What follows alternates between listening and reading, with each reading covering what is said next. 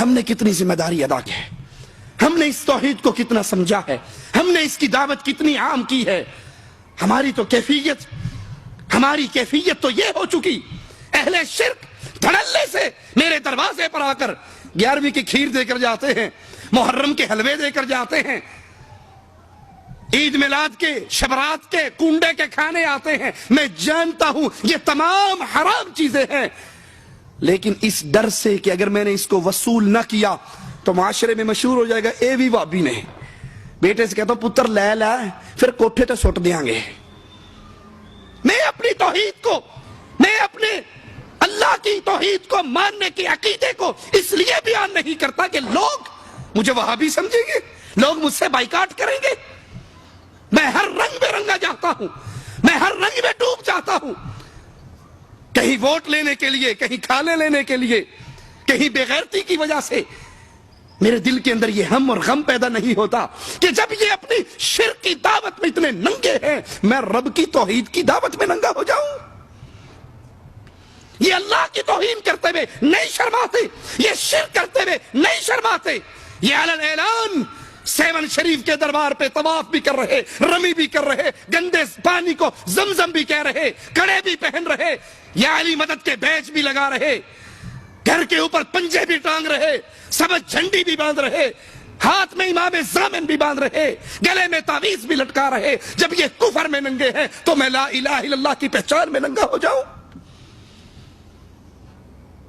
کیا رفع دین کرنے کے بعد میری اور آپ کی ذمہ داری ختم ہو گئی؟ کیا آمین کہنے کے بعد میری اور آپ کی ذمہ داری ختم ہو گئی؟ کیا اپنے آپ کو اہل حدیث کہلوا لینے کے بعد ہمارے سر سے بوجھ اتر گیا؟ لوگوں، ایک گھڑی آنے والی ہے جب اللہ کے دربار میں پیشی ہوگی، جب اللہ کے سوال ہوں گے، بندے کے جواب ہوں گے. اس گھڑی کے لیے تیاری کر لو.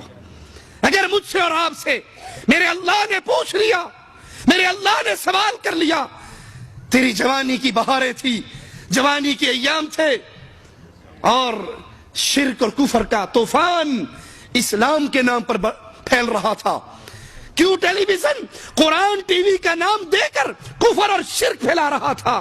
تو نے کیا کیا؟ تو نے کتنے لوگوں تک لا الہ الا اللہ کا پیغام پہنچایا؟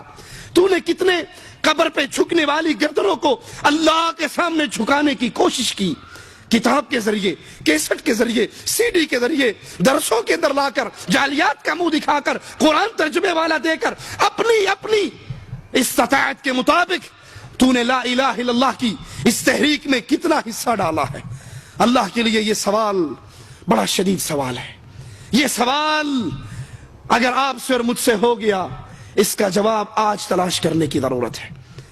اس کا جواب آج سوچ لیجئے. اپنی اولاد کی زندگی پر، ان کی تربیت پر، اپنے گھر کی تربیت پر، اپنے بیوی بچوں کی تربیت پر نظر دوڑائیے. اپنے بچوں کو اہل حدیث بنائیے، اپنی بیوی کو اہل حدیث بنائیے، اپنے بھائیوں کو اہل حدیث بنائیے، اپنے گھر والے کو اہل حدیث بنائیے، خانوادے کو اہل حدیث بنائیے، اور اس دعوت اہل حدیث کو پھر گلی گلی عام کیجئے. لوگوں کو سنائیے، ان گردنوں کو جو کبھی 7 کے دربار پہ جھک جاتی ہیں، کبھی بابا بلے شاہ کے دربار پہ جھک جاتی ہیں، کبھی گھوڑے شاہ کے دربار پہ جھک جاتی ہے. ان کو بتائیے یہ اللہ نے تیری پیشانی صرف اپنے سامنے جھکنے کے لیے بنائی ہے، یہ پیشانی غیر کے سامنے جھکنے کے لیے نہیں بنی. اللہ سے دعا ہے اللہ ہمیں توحید کا فہم عطا فرمائے، پھر توحید کا ہم عطا فرمائے، یہ غم عطا فرمائے، ہماری آنکھیں خون کے آنسو روئیں لوگوں کو شرک کرتے ہوئے. ہم چھوٹی چھوٹی باتوں پر تو افسوس کرتے ہیں. صبح صبح موٹر سائیکل والا دہی لینے کے لیے نکلتا ہے انڈیا پاکستان میں، اس کی لائٹ جل رہی ہوتی ہے، اس کی جلی ہوئی لائٹ کو دیکھ کر یوں اشارہ کرتے ہیں کہ تیری لائٹ جل رہی ہے، خراب ہو رہی ہے، بند کر لے، ضرورت نہیں ہے لائٹ کی، سورج نکل آیا ہے.